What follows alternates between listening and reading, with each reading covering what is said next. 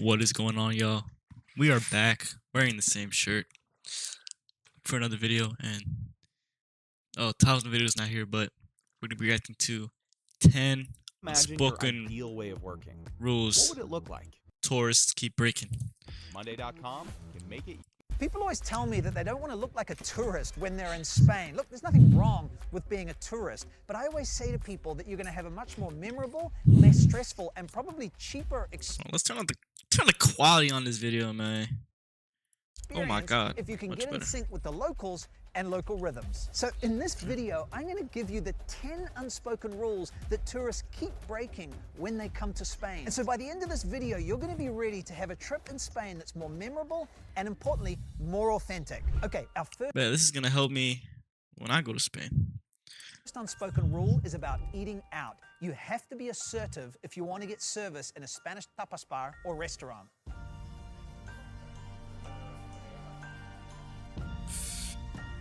That place look kind of old. You know, in some cultures, people are used to the wait staff being really attentive, you know, asking if they need another drink, a top up, more food, or even kicking them out of the restaurant, you know, once they've paid their bill. But here in That is facts. Oh my gosh. Yeah. Restaurants here, like, they'll always, how's your food? How you guys doing? You guys doing okay? You need anything? Would you guys like the bill? You guys want more water? Here, more water. That's facts. Yeah. Spain, it's much more hands-off. So that means you have to be assertive about your needs. So if you want to get a drink, if you want to get the menu, or if you want to get the bill, you really have to ask for it. You have to kind of chase that waiter down. Me pones, Wow, por favor, okay. una 00. ¿Y qué quieres, Carlos? Otra 00, ¿no? Dos. Finally. He just said, ¿Qué quieres? What do you want? See, I know a little Spanish, guys. I learned in high school. I have my photo on a wall in a Spanish restaurant or bar in Casa Tony. Casa Tony. Casa Tony. So whether you're standing at the bar or sitting, if you want to get the waiter's attention, just put your hand up, catch their eye, and say something like disculpe or perdona. And they might not come straight away because often waiters in Spain have a lot more tables to take care of than you might be used to. One thing I've heard is that in Spain, like, people really make like waiting, serving, like restaurant work a career. Probably guessing because the food there is very good, very popular, and that's there's probably a big restaurant industry in Spain. Back home, but if they forget or if they don't come in the next few minutes, just gently, perdona, disculpe, just ask them again. Be polite, but be assertive. And remember, generally they're not going to bring the bill unless you ask for it and until you ask for it. Here they're not as focused on turning tables, so it's not like the minute you finish eating, they're going to put the bill down and kick you out. Qué bien. Muchas gracias. One of my favorite dishes in all of Spain, boquerones en vinagre. What is that? Fish, olive oil, and olives? Pescado y... I don't know how to say olive. Like a vinegary slap across the face. That looks good. Yo. Okay, so you've finished your meal, you've fought for the bill, and you're wondering if you have to leave a tip. And if so, how much? Well, let's get one thing clear. Waiters in Spain are paid, or should be paid, a living wage. So there's no obligation ever to tip. It's up to the diner, at the diner's discretion, if the food and the service was good. ¿Los españoles dejan propina? No me parece tan seguro. No, sí. ¿Sí? ¿Sí? ¿Siempre o...? Siempre no. ¿No? Nunca es obligatorio. However, warning, I have seen reports of some restaurants in touristy parts of Spain that are putting suggested tips on the bill. Literally on the bill it has a 0% tip if you want to leave 0%, and it has a sad face. And then next to a 10% suggested tip, it has a happy face. Yeah, here in the US, tipping is heavily pushed. Like in restaurants, on the receipts you'll have like 50%, 20%, 22% tip. Yeah, kind of like how they're doing it here, but wow. Okay. But it's not obligatory. Obligatory. Am I pronouncing that right? Now that is not normal, and it means effectively you're in a tourist trap. El español sí que no mide porcentaje, es el detalle. El detalle. Es el detalle. Sí. Como el guiri. ¿El guiri? El guiri si lo Si es un porcentaje. Yep. No sé si Sí, ¿no? es un 10%. Yo siempre cuento, Vale. hace sus cuentas. But you might be wondering, if you're paying with a credit card or debit card, can you leave a tip? If you haven't got change on you, can you add that tip onto your bill? And yes, you can. So say if the bill was, 48 euros, you might just say, charge me 50. And I'll charge 50 on your card, and ideally that extra 2 euros goes to the waiter. Oh, and these days you can ask for your food to take away, a doggy bag. Just say, me lo pones para llevar, por favor. Me lo pones what? Ask for your food to take away, a doggy bag. Just say, me lo pones Me lo pones para llevar, para llevar. por favor. Me lo pones para llevar. Can I have? Por favor. That's hard. Yeah, we're gonna learn. So I often hear people complain about bad customer service in Spain, and I get it. Customer service can be really bad here, particularly if you're dealing with a bank or bureaucracy or some shops. But here's the thing, sometimes customer service in Spain that's actually good is misinterpreted as bad by people who don't understand the Spanish culture. That happens in a busy place like this one. La mayor quina. Always a million people in here. There's no time for pleases and thank yous or even smiles often, but doesn't mean the service is bad. Hola, buenas. Una napolitana de crema. What is that? Amazing. I know that food is so good. Food in Europe, I've heard, is just super high quality. I know it's so. Oh my gosh, I need to go. In the Mallorquina, the focus for the waiters and the staff is on efficiency. They're trying to get through these crowds as quickly as possible. Don't expect them to be taking care of your feelings. They're just going to try and get through the crowds. Plus, in Spain and in Spanish, pleases and thank yous are often implied in how we say things and not stated explicitly. As a result, you get served faster ideally, and your napolitana de crema comes out hot. It doesn't have time to get cold, and that's really what you came here for. Exactly. So perfectly warm and Oh, delicious. that looks good. Carlos, ¿quieres? You're Guys, making me if you hungry. didn't already know, I've written a travel guide to Madrid. It's the guide I wish I had when I moved here. It's full of all my favorite places to eat and drink. It's got full neighborhood guides, secret stops, shops, transport tips, scams to avoid, full cultural coverage on the best museums in Madrid. Everything to make sure you have a more memorable and authentic time in the city. And inside Man, just look at the background. That place looks. It's tough. the guide is an exclusive Google map that has all my favorite places plotted, my favorite bars and restaurants, everything. So when you're walking around Madrid, you can just pull out your phone and you can see if there's a great place to eat or a cool shop nearby. It helps you plan your trip. Guys, if you're curious to check out my city guide, Madrid Revealed, check the link in the description. All right, let's get back to it.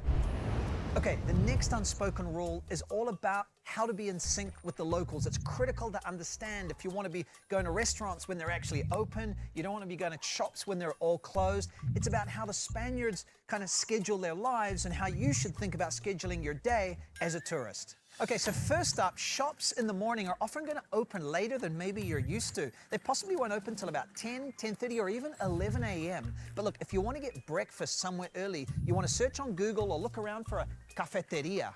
A cafeteria will look like a tapas bar on the outside, but it's actually somewhere that's going to open earlier, often around 8, 9 a.m., so you can grab breakfast, cup of coffee, and start your day that way. Cafeteria. Noted. Noted. Oh, and by the way, this place, this cafeteria is closed because today's Monday. So lots of restaurants also close on Mondays. Be aware of that. Wow. That's new. And then once the shops are open about 10 a.m. in the big cities and in the center, they're going to stay open all day till maybe about 8 p.m. or so. But in the neighborhoods, like this neighborhood in Madrid or in the small towns, shops are going to open about 10, then they're going to close again at 2 for about 3 hours for a long lunch break. And then they'll open again at 5 until about 8. So right down the street, it's now 3 o'clock. All these shops are closed because they're having that 3-hour lunch break. So that's one of the reasons why it makes sense to 3-hour have lunch break. I would only get like a 30-minute to 1-hour lunch break. Oh, okay. Treating their employees right. When the locals are having lunch at 2 p.m. because then you'll have a big long lunch, maybe after that have a walk or a siesta. Oh my and then gosh. What is that place? Hold on. lunch when the locals are having lunch at 2 p.m. because then you'll have a big long lunch, maybe after that have a walk Whoa, that is beautiful. or a siesta. Imagine walking there. Wow, that is nice. And then by 5 p.m. you're up and about again and everything's open. And if you're an early eater, really the earliest that the kitchens will open here is 1 p.m. and they'll usually serve food until about 4 p.m. And then when it comes to dinner, tapas bars and restaurants usually aren't going to open until about 8:30, and they'll serve food right through till midnight. But beware, you might see on Google that some tapas bars say they're open all day from say midday till midnight, but it doesn't necessarily mean that the kitchen is open the entire time. The kitchen might only be open from 12 to 4 and 8 onwards. So you want to call them up and say, ¿A qué hora abre la cocina? What time? ¿A qué hora abre la cocina? At what time does the kitchen open? Yes. Is the kitchen open? Then you can make sure. And finally, there are all-day kitchens where tapas bars will be serving food all day. Generally, those are a little more touristy. So we got cafeterias and tapas bars. Tapas bars with the beer and stuff and the meals. The cafeterias where you can get breakfast early in the morning. Like, I'm learning so much. But look, if you're traveling with kids or whatever, it makes sense, right? Feel free to use them. You have my permission. Tapas Okay, bars. next up, let's tackle some unspoken transport rules that'll help you get around the cities that you're visiting. First up, when you're on the escalator, make sure you stand on the right so that people who want to walk up and down can do so on the left. That's really important. And if you see an elevator, only use it if you need it, i.e. you All right, so stand on the left, right, guys? Stand on the left. That's really important. And if you see an elevator, only use it if you need it, i.e. you have mobility issues, or you're with a child, or you have suitcases. They're reserved for people who really need them. And remember, when you're getting on the train, make sure you stand back and let people to get out first. Otherwise, someone might give you a little shove. I mean, that's how it is in the U.S. too, right? Actually, I've been seeing some people, they just be standing so close to the train door, just like prying in. It's crazy. Or at least they might say, hay que dejar salir antes de entrar. Damn. Sorry, I almost broke my own rule. Pay attention, buddy. And if you're thinking of not using public transport, you're going to Hey, yo, she bad, I know. jump in a taxi or an Uber, maybe think twice. I've seen people walk out of a Whoa, tapas dude, that bar place- and jump right into a cab to get back to their hotel, and it takes them longer in the cab to get there than if they were just going to walk. I or need to take go to public Spain. transport because of the compactness and the traffic in these historic centers all over Spain. So wine and beer play a big part in Spanish social culture, which might lead you to believe that we're constantly drinking alcohol anywhere and everywhere. Well, Vinos. yes and no. Here's the thing. Day drinking is generally accepted in Spain. So if you order a vermouth or a glass of wine or a beer at 11 a.m., which it is right now, nobody's going to think you're a raging alcoholic. See, I don't know how. I think that's kind of wild if you do that in the U.S.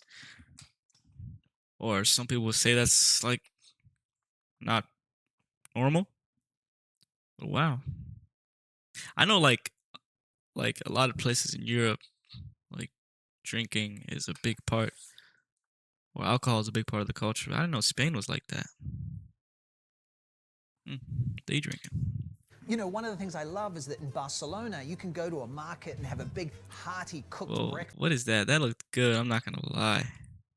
One of the things I love is What that is in that? Barcelona, you can go to a market and have Grosse? a big, hearty, cooked breakfast and order cava with it. People are doing that, having cava, sparkling wine, with their breakfast. Sparkling it's a beautiful wine. tradition. And you'll still see people never sitting tried down that. in the middle of their workday, you know, for a big lunch and enjoying Look the at those violins on the wall. I've never seen that before. And the way the alcohol is set up in the background, like on those ledges. Never seen that. Imagine that the whole thing just comes tumbling down. Then you have a big problem.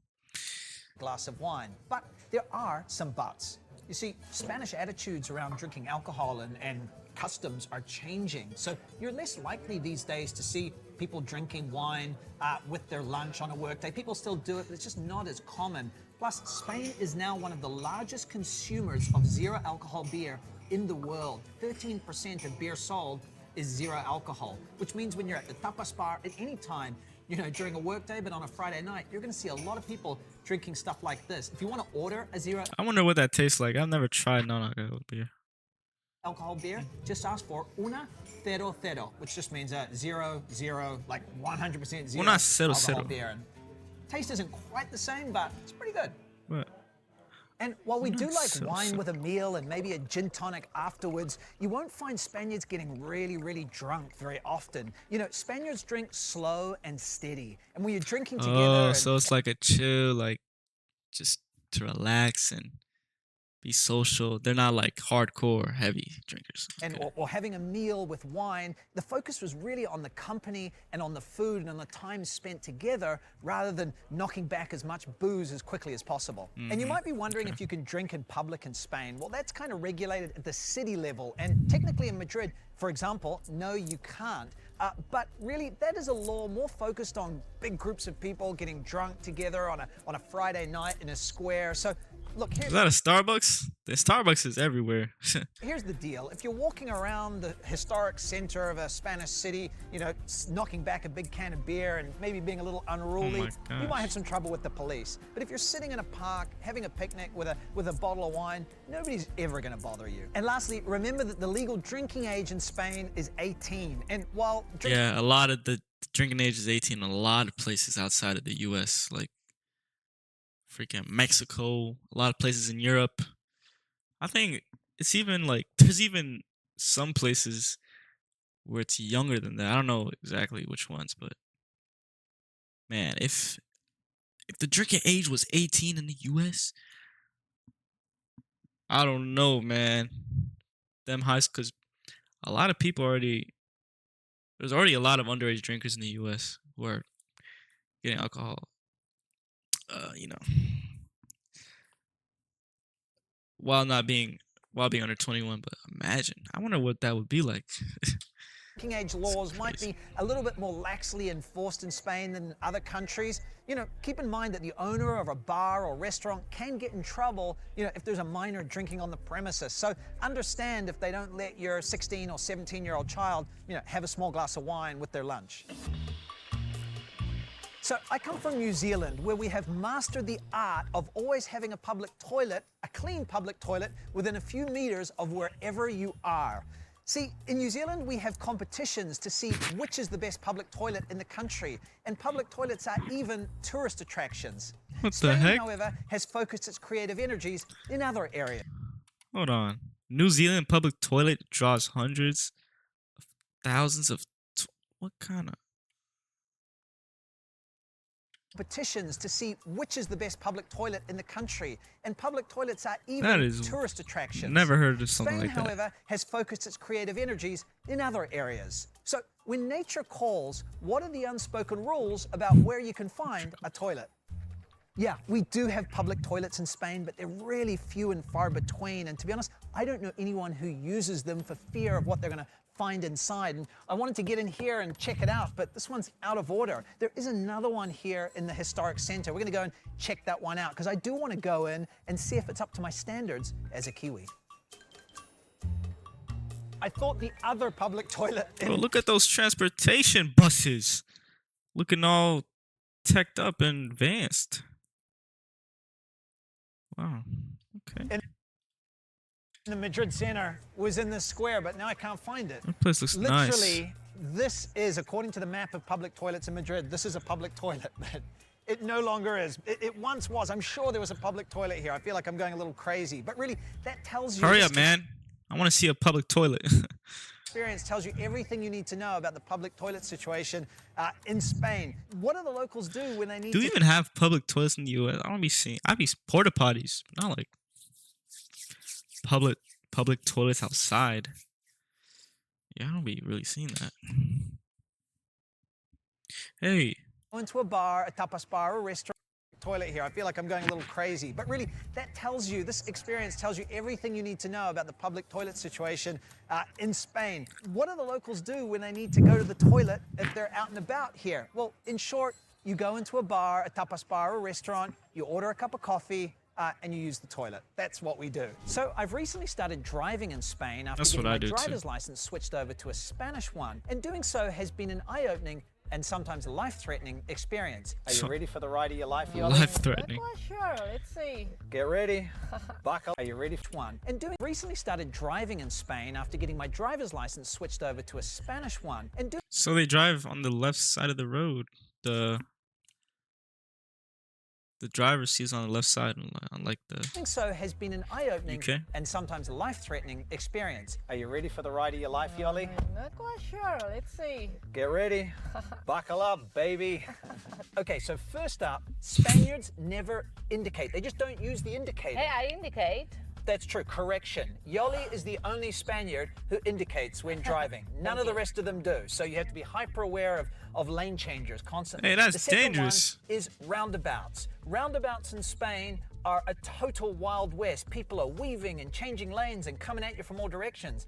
Combined with the fact that they don't Whoa. That is freaking beautiful. I'm going to Spain.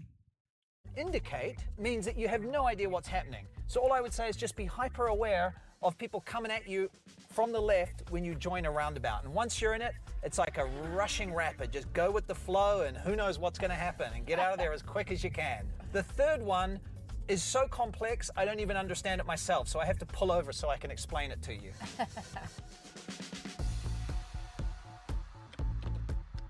Okay, and the third one, and this is the one I struggle with the most, try not to run anyone over. You see, at certain traffic lights, sometimes they will be flashing orange. And this is because there's a pedestrian crossing there, and you have to look and see if the pedestrian who might be about to cross has a red or green light for themselves, which means craning your neck around to see their thing while you're trying not to, run anyone over on the road. That's so then complicated. depending on what you see for the pedestrian, then maybe you have to keep going or maybe you have to stop. As you can see, I don't really understand it, and I'm very nervous about running someone over. Yoli, do you understand this rule? I do perfectly.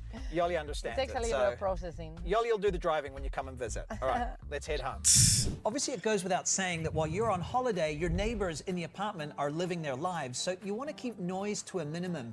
And the things to keep in mind are when you're going up and down the stairs, with suitcases late at night or early in the morning, try not to make a lot of noise. Often people's living rooms are right on the other side of that front door, just as it is actually in my apartment here in Madrid. 2, remember that walls are often very thin between apartments in Spain, so your neighbors may be able to hear everything you're doing. And 3, the other thing is that although we don't really have siestas so much anymore, it's not that common, it's generally considered still that on the weekends from say 4 to 7 p.m, it's kind of a quiet time where people are resting, particularly older people maybe, before the evening kicks off. So keep noise to a minimum during those times. And a pet peeve of mine is how many Airbnb owners don't So don't live in an apartment. Get a big house for you so you don't have to worry about that. give tourists enough information about how to properly dispose of their trash. So each city in Spain handles separating out recycling a little bit differently, but at its most basic, you're going to want to separate out plastics, paper, glass, and just general trash. So there should ideally be a separate bin in the apartment for each one. So if the owner hasn't given you information about how to do that, make sure you ask them. So this one really took me by surprise when I moved to Spain. See, Spaniards are very comfortable holding your gaze for what might feel like to you a slightly uncomfortable amount of time. If you're walking down the street and somebody walks past,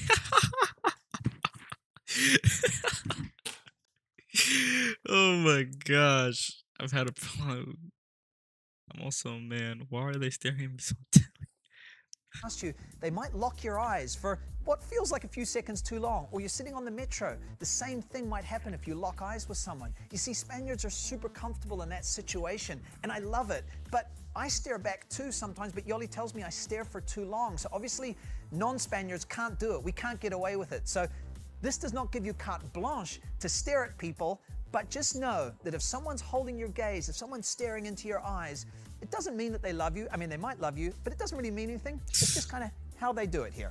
Okay, so now that you're an expert on Spain's unspoken rules, it's time to Interesante. start planning where you're going to eat when you come here to visit. So check out this playlist that's appearing up here, where I show you some of my favorite tapas bars and restaurants in the country. We'll see you over there in a moment.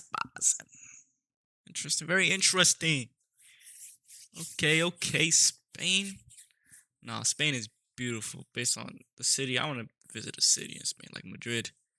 That place looks nice. But yeah, that's the video, y'all. Tipping in the the not being like the employees not being attentive and things like that. Like that's a big difference between here in the U.S. Here in the U.S., like the restaurant employees will always check on you. Like, but here it's like it's not that. It's not serious like that. Mm. And the tipping culture is not as forced as in the U.S. Okay, okay. So you're saying if I go to Spain, I can just not tip? So no, I'm not gonna do that. But it's crazy. Okay. And nah, the driving and the when he was talking about driving and a roundabout, I'm like, nah, that's too much for me. I'm definitely getting in an accident or running someone over. That's crazy. Yeah, yo, that was a cool little video learning about Spain, the 10 unspoken rules. Yeah, thank you guys for watching. It's been your boy Steph, and I will see you in the next